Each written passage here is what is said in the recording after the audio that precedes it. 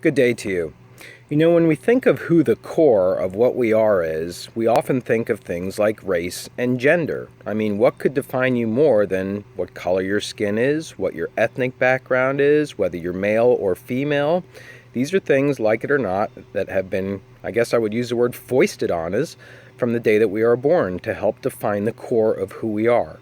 So, where does social media fit into these particular concepts, race and gender? That's what today's chapter is all about. It's discussing race and gender as it is expressed and represented on social media. And I have to say to you from the outset, I found this chapter enormously difficult to get through because I just didn't think it was that well organized. It's kind of like a hodgepodge of information. None of it is really all that consistent across the categories that are developed in the book and chapter headings. And so I'm going to try and do the best that I can to make sense of it. But ultimately, I think that you should be asking yourself, what do you think about race and gender in terms of your experiences on social media? I think that you will have a lot more insight than either I or the book can give you on that score. So let's talk about the first concept, which has to do with identity and performance, kind of picking up on an earlier idea that we are performing when we're going on the web. We are presenting ourselves. We're actively involved in the management of the photos that we're posting and the words that we're putting. It's not like somebody is always capturing us, although that happens when people tag us with photos. But for the most part, we're performing on social media. And so how do we perform in terms of our social identity? Social identity is that concept that basically is a combination between how others see us and who we see ourselves as. It's those two things coming together. And one of the concepts that was breezed by in the chapter was interpolation. And interpolation is where a name can come to define you, like a Bernie Sanders supporter. Let's say that you liked at some point along the way Bernie Sanders, or if you want to choose another candidate, Marco Rubio, or somebody else who did not make it through to the nomination of the political party. If you're a Bernie Sanders supporter, it means a whole lot more than just you're going to vote for him. It also means probably, or very likely, that you are outside of the political establishment. You perhaps haven't voted before, or perhaps you are disgusted with the other two parties. It means probably that you are very much a believer in global climate change. It means probably very much that you are a believer that there's too much money in politics. It means a whole lot of things to call somebody that Bernie Sanders supporter, and that's what interpolation is all about. So when we apply it to race and gender and we think about the names that people of different races and genders have been called, it brings about a whole umbrella of meanings. And we'll get into those as we go into the further concepts. So let's talk about race next more specifically. And the book does make some good points here. It talks about some of the early usage of Facebook is that we know that African Americans and Latinos use Facebook less than whites, for example. So we see some expression of race in social media just through the use of social media. But we also know that in terms of access to the internet, which is what you need to get on social media, 80% of African Americans have internet access versus 88% for whites. Now, study was a little bit older, but it shows that African Americans have a harder time getting on the internet than whites. There are other areas where there is, I don't know if I would call it racism, but we would say certainly disproportionate racial representation. For example, the majority of emojis, the vast majority that's available, represent white people. It's only recently that we've started to see African Americans and Hispanics and Asians appear in your selection of emojis that are possible. We also know that in video games, whites have tended to be far more overrepresented than the overall population, which is somewhere around 10% African American, 12% are Latino in this area. We know that whites are overrepresented in video games. We know that when African Americans and Latinos are represented, that typically their roles tend to be as thugs or criminals or somebody who is sketchy, or there's a suspicion of that person as not being legal, being on the up and up. And so race is an area of not just video gaming that we've been talking about, but other areas of social media that tends to skew in directions that don't present necessarily equality. Now, along with that, often, unfortunately, goes debate and its sort of nasty conclusion, which is hate speech. Hate speech is any speech that attacks, threatens, or insults. There's, one of my colleagues studies women models. And she has found in her research that very typically if a female model is posted on Facebook who is an oversized model, the reaction is much more hateful than a male who would be oversized and model. People outright calling her fat, calling her a pig, calling her disgusting, things like that. The speech seems to, for some reason, become very nasty and be categorized as hate speech on the internet. Why the internet does that is difficult to say. We do know, harkening back to a previous chapter concept, that anonymity can have a lot to do with it. When you're anonymous, you feel like you can let this person go who you're not going to be held accountable for. So it makes you freer to be harder in your comments and more severe.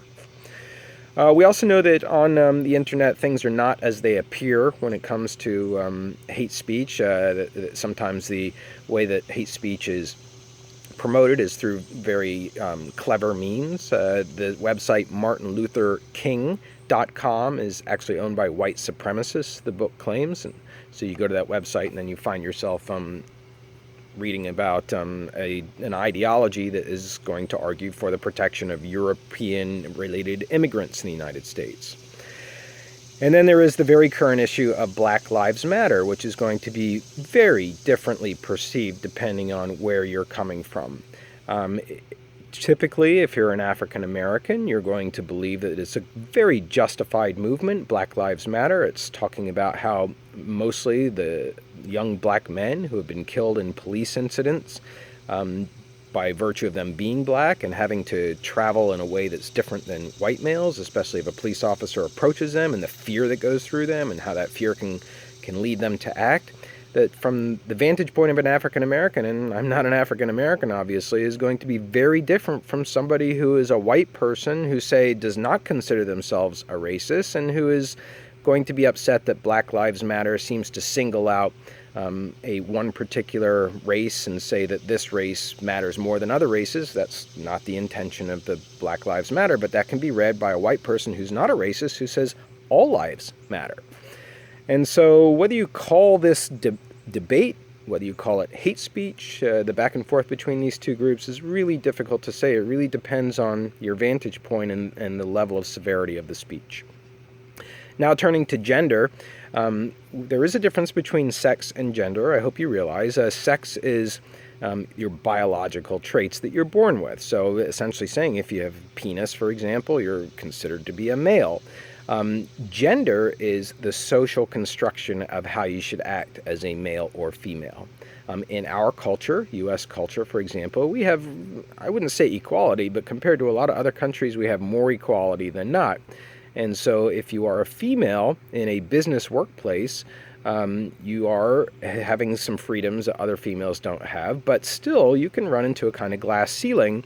My wife's research is in this area, and she's found that women, when they want to be considered for leadership posts, typically if they act like a male in a leadership post, which would be decisive, which would be a person who takes the reins, so to speak, which would be a person who vociferously voices their opinions, says it very definitively and loudly. If you're a female doing that, you're going to be perceived as aggressive. You're going to be perceived as being out of your role. Women are expected to be collaborators. They're expected to work together. They're expected to listen. They're expected to try and compromise. So we do have some glass ceilings there, as I said, and certainly in terms of the pay scale for women, they're still making around 80% of men in similar professional jobs. So gender is something that is also expressed on the internet, and the social construction of gender is very, very important. And the book takes a look at Facebook profile photos, for example.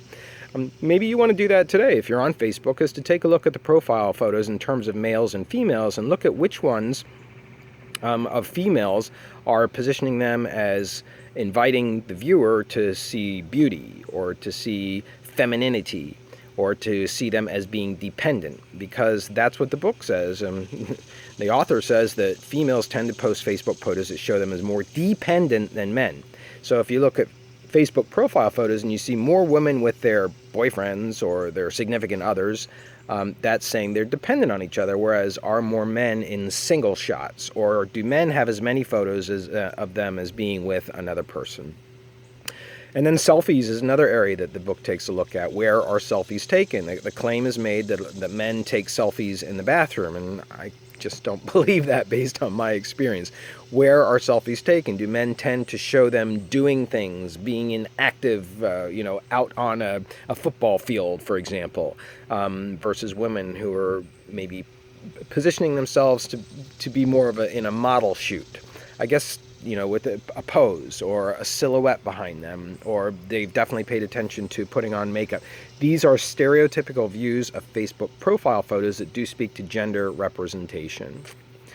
And then we have the way that men and women can use online websites to consult with each other and meet with each other. And the way that that's done, according to the book, and this is part of where it starts to break down, is women tend to consult health websites more than men.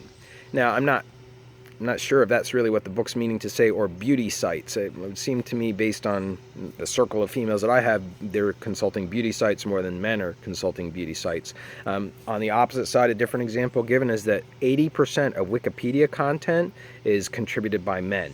Now, Wikipedia is that sort of online dictionary definition that's created by the common person, grassroots. It's citizen journalism in a way. 80% of it, according to the book, is coming from males. All right, and so that finally leaves us then with sexuality, and this is an area that I just want to completely go off on my own thoughts on this. Again, I didn't think that the book was all that helpful in discussing sexuality, and I guess really what I want to think about is whether sexuality has been helped by the internet and specifically social media. And I think one area that we can say where people have been helped by social media is in the area of coming out as a homosexual or a transgendered person. Now, I may just be saying this based on the friends that I have on my Facebook and to some extent my own leanings as a professor, but it seems to me that that social media have actually provided a better and easier way for people who are coming out as a homosexual or a bisexual or something in between. A lot of scholars in this area argue that there's no such thing as just masculinity and femininity, that there's actually a continuum, and every person falls somewhere along that way, closer to male, closer to female. Some are really close to male, some are really close to female, some people are in the middle. But in terms of people using social media to come out, it seems to be a place to achieve homophily. Homophily is that term we discussed in the last chapter, where you find people on social media who are like you. And if you are gay, it's very easy on social media to find a level of comfort, I would think, where you can have discussions about your sexuality with others who are similarly inclined. And I have a friend who was a transgendered person, and when I first knew her, she was a she was, I think it's safe to say, she was struggling with her identity sexually, and then she decided to have the operation. And of course, this was coinciding a lot with celebrities, such as Laverne Cox on Orange is the New Black, themselves as being more widely represented in the media. So this was a kind of a time period in which it was the safest time period of all to identify yourself as that person.